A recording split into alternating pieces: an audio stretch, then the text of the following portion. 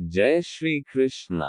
JH धार्मिक कथाओं में आपका हार्दिक स्वागत है। आज हम भगवत गीता के सबसे प्रसिद्ध श्लोक कर्मण्येवाधिकारस्ते मा फलेषु कदाचन के बारे में बात करेंगे। कर्मण्येवाधिकारस्ते मा फलेषु कदाचन। भगवत गीता का यह महान श्लोक कर्मण्येवाधिकारस्ते मा फलेषु कदाचन केवल एक धार्मिक वाक्य नहीं है, बल्कि संपूर्ण जीवन दर्शन का सार है। ये श्लोक न केवल हिंदू धर्म का एक मूल आधार है, बल्कि मानव जीवन की दिशा और दृष्टि को भी सही मार्ग पर ले जाने वाला अमूल्य संदेश देता है। ये श्लोक हमें ये सिखाता है कि कर्म ही जीवन का केंद्र है, फल की चिंता त्याग देना ही सच्ची मुक्ति है। वीडियो अच्छी लगे तो अंत तक जरूर देखें और लाइक, शेयर और सब्सक्राइब जरूर करें। भगवान श्री कृष्ण का नाम लेकर शुरू करते हैं। कर्मण्येवाधिकारस्ते मा फलेषु कदाचन। श्लोक का मूल रूप कर्मण्येवाधिकारस्ते मा फलेषु कदाचन। मा कर्मफल हेतुर्भूर्मा ते संगोस्त्व कर्मणि। श्लोक का शाब्दिक अर्थ कर्मणि एव अधिकारः ते, केवल कर्म करने में ही तेरा अधिकार है।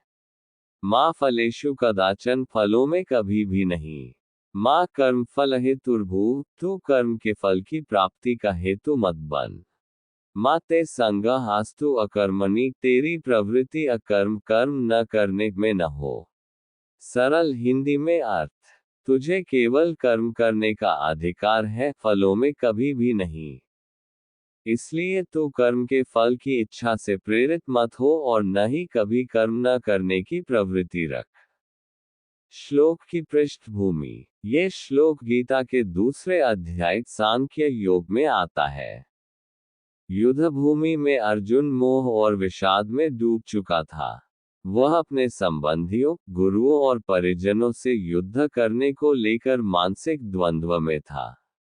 ऐसे समय श्री कृष्ण ने उसे यह श्लोक कहकर कर्म का सत्य बताया। कृष्ण ने स्पष्ट किया कि मनुष्य का धर्म है कर्म करना, न कि फल की चिंता करना। कर्म का तात्विक विश्लेषण। क्या है कर्म? कर्म का तात्पर्य है जो कुछ भी हम सोचते, बोलते या करते हैं। गीता के अनुसार कर्म से कोई भी व्यक्ति बच नहीं सकता, क्योंकि स्वयं निष्क्रियता भी एक प्रकार का कर्म है। फल की इच्छा क्यों छोड़नी चाहिए? जब कोई व्यक्ति कर्म करता है और फल की इच्छा करता है, तो वह उस फल से जुड़ जाता है। यही आसक्ति, अटैचमेंट आगे चलकर दुख, चिंता, भय और मोह का कारण बनती है। निष्काम कर्म की अवधारणा। गीता का केंद्रीय सिद्धांत है निष्काम कर्म, यानी ऐसा कर्म जिसमें फल की आसक्ति न हो। श्री कृष्ण कहते हैं, फल की कामना करके किया गया कर्म बंधन का कारण बनता है, जबकि फल की अपेक्षा छोड़कर किया गया कर्म मोक्ष की ओर ले जाता है। श्लोक का व्यावहारिक महत्व। तनाव मुक्त जीवन का सूत्र। जब हम केवल अपने कर्म पर ध्यान केंद्रित करते हैं और फल की चिंता छोड़ते हैं, तो मानसिक शांति और संतुलन प्राप्त होता है। ये जीवन को हल्का और तनाव मुक्त बनाता है। कार्य के प्रति समर्पण। जब हम फल की इच्छा छोड़ देते हैं, तो कार्य स्वयं पूजा बन जाता है। ये दृष्टिकोण हमें आत्मानुशासन, एकाग्रता और समर्पण की ओर प्रेरित करता है। कर्म में उत्कृष्टता। फल की चिंता व्यक्ति को विचलित करती है। जब केवल कर्म पर ध्यान हो, तो कार्य में पूर्णता और गुणवत्ता अपने आप आती है। आध्यात्मिक दृष्टिकोण। गीता के अनुसार आत्मा अमर है, इसलिए ये जीवन एक यात्रा है और इसका उद्देश्य केवल भोग नहीं, बल्कि आत्मा की उन्नति है। इस श्लोक के अनुसार व्यक्ति को स्वधर्म पूर्वक निष्काम भाव से कर्म करते हुए मोक्ष की ओर अग्रसर होना चाहिए। आधुनिक जीवन में प्रासंगिकता। प्रतियोगी परीक्षाएं या शिक्षा। विद्यार्थी को केवल पढ़ाई पर ध्यान देना चाहिए, परिणाम की चिंता नहीं करनी चाहिए। जब ध्यान फल पर होता है तो पढ़ाई से मन हट जाता है। नौकरी और व्यवसाय, फल की चिंता में लोग ईमानदारी, परिश्रम और धैर्य खो बैठते हैं।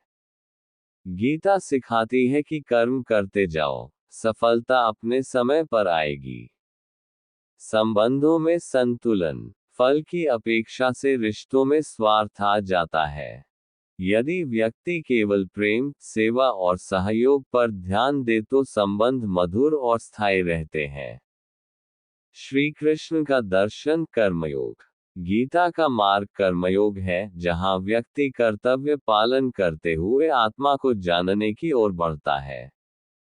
इस श्लोक में श्री कृष्ण यही सिखा रहे हैं कि कर्म ही पूजा है, फल की आसक्ति ही बंधन है। प्रेरक उदाहरण, श्री राम, उन्होंने अपने जीवन में सदैव धर्म का पालन किया, फल की चिंता किए बिना वनवास स्वीकार किया, पत्नी के वियोग में भी राजधर्म निभाया।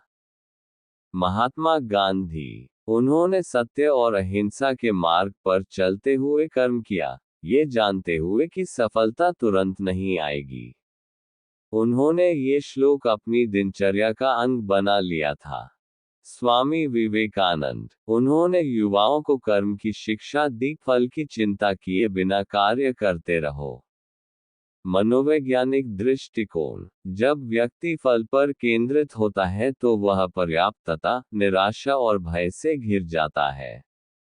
गीता कहती है, मनुष्य को वर्तमान में जीना चाहिए और अपने कर्तव्य को पूर्ण निष्ठा से निभाना चाहिए। कर्म और अकर्म का अंतर। कर्म कर्तव्य पूर्वक कार्य, अकर्म कर्तव्य से पलायन। गीता कहती है कि कर्म करने से डरना नहीं चाहिए। असफलता से भयभीत होकर कर्म न करना ही सबसे बड़ा दोष है।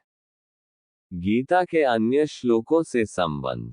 न हि कश्चित् क्षणमपि जातु तिष्ठत्य कर्मकृत, कोई भी क्षण भर भी कर्म किए बिना नहीं रह सकता। योगा कर्मसु कौशलम, योग का अर्थ है कर्मों में कुशलता। ये श्लोक गीता के मूल विचार निष्काम कर्म योग का प्रत्यक्ष रूप है। शिक्षा और जीवन प्रबंधन में उपयोग। शिक्षा, नेतृत्व, प्रबंधन, राजनीति, समाज सेवा, हर क्षेत्र में इस श्लोक की प्रासंगिकता है। ये कर्म का संतुलन, ईमानदारी, निरंतरता और आत्मबल का संदेश देता है। सार्वकालिक संदेश। कर्मण्येवाधिकारस्ते केवल धार्मिक उपदेश नहीं, बल्कि जीवन का मार्गदर्शन करने वाला सिद्धांत है। ये श्लोक सिखाता है कि कार्य में पूर्ण समर्पण लाओ, फल की चिंता छोड़ो, आत्मा के हित में कार्य करो, निष्काम रहो, पर निष्क्रिय नहीं। जीवन एक यात्रा है, और इस यात्रा में हमें अपने कर्मों के माध्यम से आत्मा की उन्नति की ओर अग्रसर होना है।